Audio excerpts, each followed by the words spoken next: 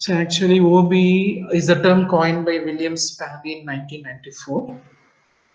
And now we go for the basic assumptions of OBE.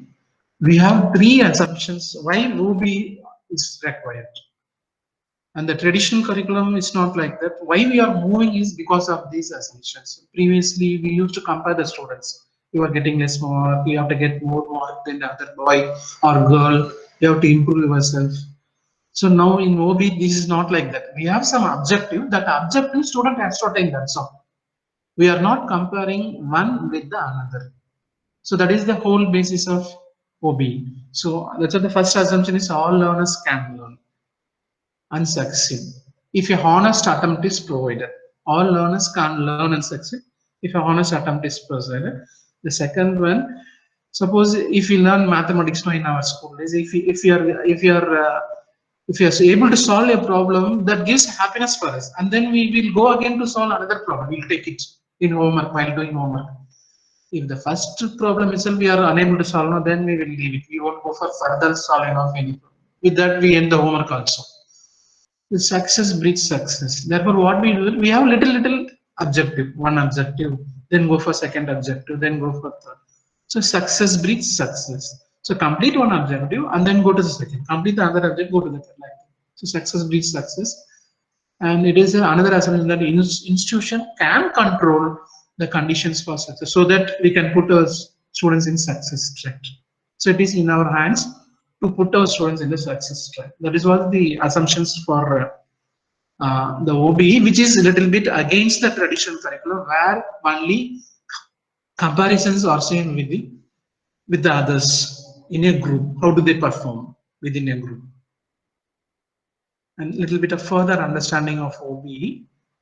It's a top-down model, which also I'll be explaining now. We'll go from step by step, where we are going for mission, vision, program educational objective, program objective, course objective. All these things, we start from the higher one, vision, and then we end with the course outcome. So that's what we call it as. We are not going from grassroots to the top. We are going from top to the bottom. That is why it's called a top-down model. The course delivery and assessment are planned according to the objectives. Whatever objectives, the previous PowerPoint, we stated some objective, the last third column. Based on that objective only we are going to teach, we are going to assess, everything is made on that. And since we state our objective in black and white, we are giving in our syllabus itself what we expect. Therefore, students, they know what our teachers or faculty are expecting, so that in that part they can move. Students know what we are expecting. And since we are giving these words, variations among the examiners are removed. I will give an example. Suppose in 10th standard or 12th standard, they'll be having a evaluation center or camp, we will call it. In that camp, they'll be having some keys, scoring key. We call it a scoring key. The scoring key, it's very mandatory. If the scoring key is not there, we will only get multiple cases in the court. Every student will be getting different marks for the same answer.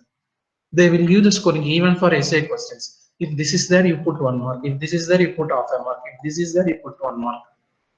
So therefore, that specification can be taken from the objectives. Our curriculum, our syllabus does not restrict to a simple test, prescribed test. So they can follow any text, or they can even follow online materials, e-contents available in the net. As I have said previously, we are not comparing. We are not comparing one with the other. Our aim is only whether our student, whether they have achieved the objective of the course, and then the program, and then the mission, vision of the department. That's our aim. We are not comparing one student with the another student. That we are not doing in OBE. It's also no competition among the departments or courses, whatever it is. So that is the further. The first one was the assumption of OBE, the three things which you have seen, and now further explanation what a OBE is, the principle behind OBE, and then this is what it goes. First, we have to define the outcome. Based on the outcome, we design the curriculum, also deliver the instruction, and assess it. All this, it will be basis for further advancement of the curriculum. If you are going for, if we are going for any modification of our curriculum, we can go for it. That is the fifth one, advancement. Whether the previous is okay. That's why even they are saying in our board assess we have to take Alumni. And they say that this part is very apt for us, and this if it modify it will be good for us like that. So that will be taken care in the advancement of the curriculum. So outcome we have to frame that gives the curriculum. That curriculum we are delivering to the student. Then assessment, and finally advancement. As the last for the previous form, it started with the same, but the same thing I am putting in the now in the form of outcome. So I have said the previously why of teach, what we are teaching, how we are teaching, and how much we taught. So why we teach means based on objective we teach. That objective only we call it as outcome. It's only thing. Suppose with respect to teacher it is objective, with respect to student it is outcome. That is the difference. That's all. Both are same. So what we write at the end of my class, what my student has to get, that I will have in my mind. That I call it as objective. If they attain, we will have to assess that assessment. We call it as that shows the outcome of the students. Okay. Therefore, it is called outcome-based education. Our objective finally will become the outcome-based education.